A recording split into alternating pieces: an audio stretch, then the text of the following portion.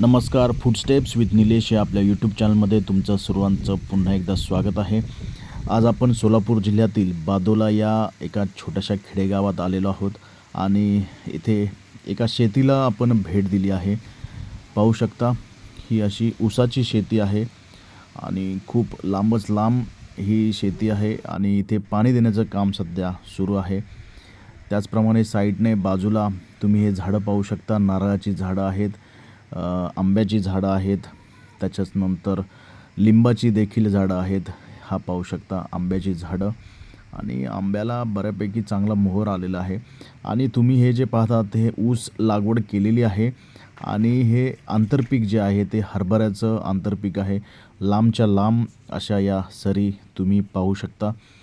खूप छान असं हे वातावरण आहे आणि हे पाहू शकता आंतरपीक हे हरभऱ्याचं पीक आहे. बाजूलाच इथे गायीसुद्धा बांधलेल्या आहेत. याचा पूर्ण व्हिडिओ मी तुम्हाला थोड्या वेळाने दाखवणार आहे. इथे बघा या मालकीनबाई आहेत. शेतीच्या खुरपण्याचं काम चालू आहे कारण गवत देखील होत असतं, त्यामुळे ते खुरपणं गरजेचं आहे. पाईपलाईनद्वारे ही पाणी दिलं जातं आहे शेतीला. हे वाफे आहेत आणि याद्वारे पाणी दिलं जातं आहे. पाहू शकता खूप छान वातावरण आहे, निसर्गरम्य ठिकाण आहे. इथे फार्म हाऊस असतं तर किती छान झालं असतं. इथे पहा आंतरपीक आहे हे हरभऱ्याचं आणि ही मगाशी मी तुम्हाला दाखवलेत आंब्याची झाडं. असं मोटरीद्वारे पाणी हे या ऊसाला दिलं जात आहे आणि हे पारंपरिक पद्धतीने हे पाणी दिलं जात आहे आणि याचा पाण्याचा अपव्यय होऊ नये म्हणून या अशा आधुनिक पद्धतीने देखील पाणी दिलं जातं. तुम्ही पाहू शकता मोठी पाईपलाईन आहे आणि त्याला असं हे करून छिद्रे पाडून त्या पद्धतीने पाणी दिलं जाते, म्हणजे पाण्याचा अपव्यय जास्त होणार नाही आणि हे बरोबर शेवटपर्यंत हे पाणी पोहोचेल अशा पद्धतीने याचा वापर करण्यात आलेला आहे. पाहू शकता खूप अशी मेहनत लागते या सर्व शेतीला आणि मग ते जे काही फळ आहे ते आपल्यापर्यंत शहरी भागात येतं. अशा प्रकारे तुम्ही पाहू शकता पाणी याच्यामुळे खूप बचत होते पाण्याची सुद्धा आणि जेवढं पाणी पाहिजे तेवढं सर्व समप्रमाणात पाणी हे बरोबर पिकाला पोहोचलं जातं आहे. तो ऊस पलीकडचा जो ऊस दिसतो आहे तुम्हाला तो काढण्यात आलेला आहे. तो लवकरच कारखान्यावरती जाईल आणि मग या शेतकऱ्याला त्याचे जे काही मेहनतीचे पैसे आहेत ते भेटतील. आणि हे आहेत या शेतीचे मालक आणि हे पाहू शकता लिंबाचं झाड आहे. त्यानंतर बाजूलाच इकडे आंब्याचे पण झाडं आहेत. हे बघा लिंब सध्या नाही आहेत, लिंब आलेली नाही आहेत. हे लिंबाचं झाड जर तुम्ही कधी बघितलं नसेल तर. आणि त्याच्यानंतर हे आहे आंब्याचं झाड. आंब्याला बऱ्यापैकी मोहर आलेला आहे. हा पाहू शकता मोहर आलेला आहे आणि याचे आंबे जेव्हा येतील तेव्हा मी नक्कीच त्याचा व्हिडिओ परत टाकेल. आणि हे माझ्या मित्राचं गाव आहे आणि येथे मी आलो होतो तर व्हिडिओ काढण्याचा मला आवडला नाही. बघा किती पाण्याचा छान आवाज येतो आणि अतिशय मनमोहक असं हे दृश्य आहे. खूप छान वाटतं आहे.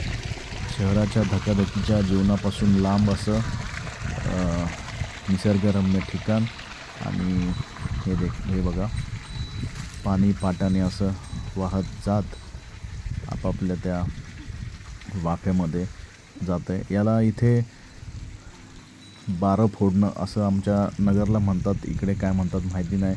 आणि मग हे बरोबर त्या वाफ्यामध्ये जातं आहे. हे आहेत शेतीचे मालक. उन्हात उभा राहून हे पाणी द्यावं लागतं, तेव्हा कुठे याचं फळ मिळतं आहे आणि तेव्हा कुठे याचे पैसे मिळतात.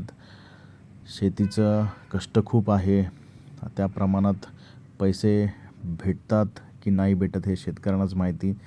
पूर आला, दुष्काळ आला, सर्व गोष्टी आल्या आणि त्यातून वाचून जर पीक राहिलं तर मग त्याचं फळ मिळतं. चला आता जेवणाची वेळ झालेली आहे आणि मस्तपैकी आपण आता जेवणावरती ताव मारणार आहोत. सगळी गावठी भाजी आहे. तुम्ही पाहू शकता हरभऱ्याची भाजी आहे, ताक आहे आणि शेंगदाण्याची चटणी, चपाती, ही पूर्ण किटली भरून ताक होतं. आम्ही फस्त केलं आहे. आणि मगाशी मी जे तुम्हाला पाईपलाईन दाखवली, तर या विहिरीतून हे पाणी त्या पाईपलाईनद्वारे येतं. मागे जो आत्ता पावसात पूर आला होता, या पुरात पूर्ण या विहिरीचं सुद्धा नुकसान झालेलं आहे. झाडं पूर्ण या विहिरीमध्ये पडलेली आहेत आणि असं हे शेतकऱ्यांना सर्व सहन करावं लागतं. तुम्ही पाहू शकता हे झाडं पडलेली आहेत आणि थोडी पडलेल्या अवस्थेतच ही विहीर म्हणावी लागेल.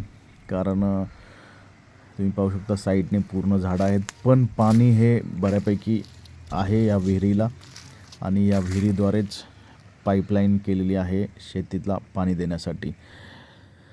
हे पहा, यांची गुरं आहेत, गायी त्यांच्याकडे आहेत बऱ्यापैकी. आणि आता वेळ झालेली आहे धार काढण्याची, कारण आता संध्याकाळ होत आलेली आहे आणि तुम्ही पाहू शकता आता हे धार काढण्याचं काम चालू आहे. अशा प्रकारे दूध काढलं जातं गाईचं. जे शहरातली मुलं आहेत त्यांना या गोष्टी जास्त माहिती नाही आहेत, पण जे गावाला राहिलेले आहेत त्यांना हे बऱ्यापैकी माहीत असतं आणि त्याची टेक्निक असते धार काढण्याची. आता हे जे मालक आहेत ते बसलेले आहेत धार काढण्यासाठी आणि आता हे तो पूर्ण जो छोटासा कॅन आहे तो कॅन भरून दूध निघेल. आणि पाहू शकता ही एक टेक्निक असते दूध काढण्याची, हे कोणालाही जमत नाही.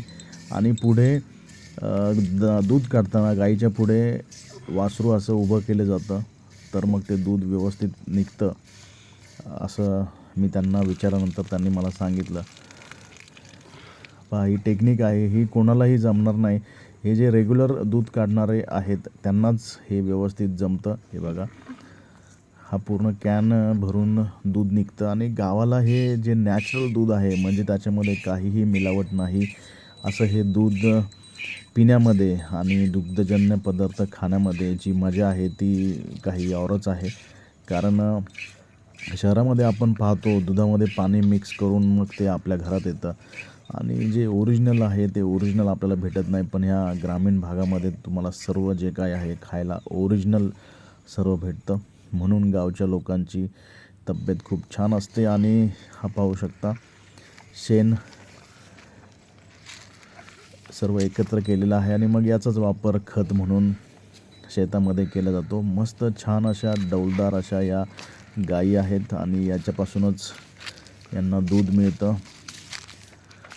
पाहू शकता संध्याकाळ आता मावळत आलेला आहे सूर्य आणि असं हे रम्य वातावरण, खूप छान असं हे वातावरण आहे. इथून निघावंसंच वाटत नाही आहे, पण आपल्याला थोड्या वेळाने निघावंच लागणार आहे.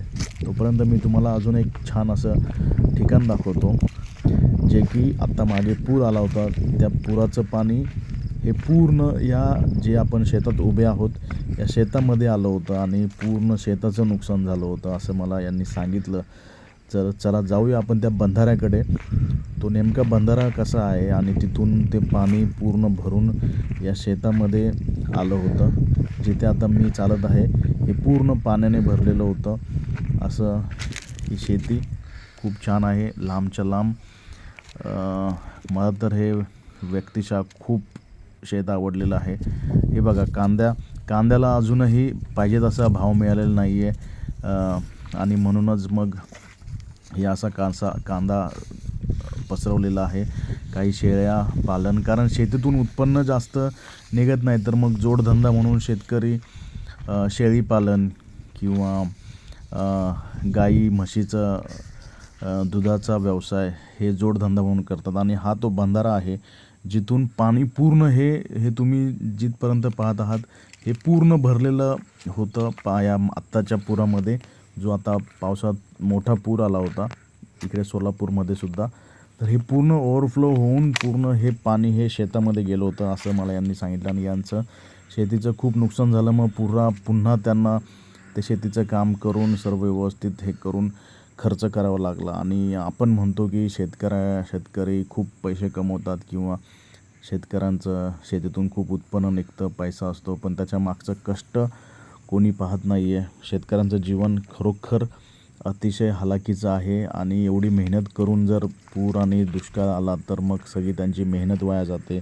हाताला आलेलं जे पीक आहे ते पीकसुद्धा निघून जातं. हे तुम्ही पाहू शकता. हे पूर्ण भरून शेतामध्ये पाणी गेलं होतं असं मला त्यांनी सांगितलं आहे. आणि अशा प्रकारे आपण हा आजचा पूर्ण दिवस या शेतामध्ये घालवला. माझ्या व्यक्तिशः मला खूप छान वाटलं. आणि आपण अजून काही इकडची शेती आपण दाखवणार आहोत. इथे मला कळलं आहे की अंजीरची शेतीसुद्धा इथे थोड्या अंतरावरती आहे. ती शेतीसुद्धा मी तुम्हाला पुढच्या व्हिडिओमध्ये दाखवण्याचा प्रयत्न करेल. तुम्हाला हा व्हिडिओ नेमका कसा वाटला मला नक्की सांगा. आणि आपला व्हिडिओ आवडला असेल तर नक्की शेअर करा आणि आपला चॅनल सबस्क्राईब करून ठेवा. पुन्हा एकदा आपण त्याच मस्त गर्द झाडीमध्ये आलेलो आहोत. मला हे स्पेशली हे ठिकाण मला खूप आवडलं. इथे मी असतो तर फार्म हाऊस बांधला असता नक्कीच. आणि खूप छान अशी ही शेती. जेव्हा याचं पीक येईल, मोठं होईल, हरभरा होईल मोठा, तेव्हा आपण परत याचे व्हिडिओ बनवूया. तोपर्यंत धन्यवाद. व्हिडिओ पाहण्यासाठी धन्यवाद.